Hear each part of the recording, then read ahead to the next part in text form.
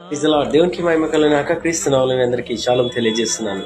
దేవుని వాక్యం చెప్తుంది, యేసు ప్రభు వారు ఒక చక్కని మాట చెప్పారు ఒక అధికారితో.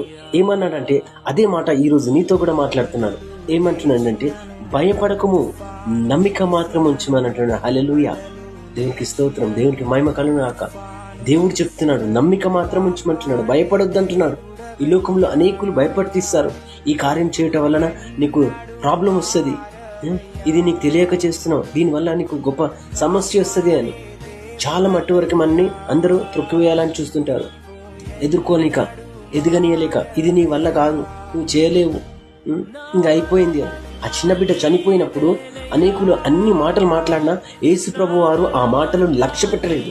కానీ అధికారితో ఏమనంటే భయపడకు, నమ్మిక మాత్రం ఉంచుకున్నాడు. ఈరోజు నీవు కూడా నమ్మితే దేవుడు నీ పట్ల గొప్ప కార్యాలు చేస్తాడు. దేవుడు మిమ్మును మీ కుటుంబాన్ని దీవించును గాక. ఆమెన్. God bless you.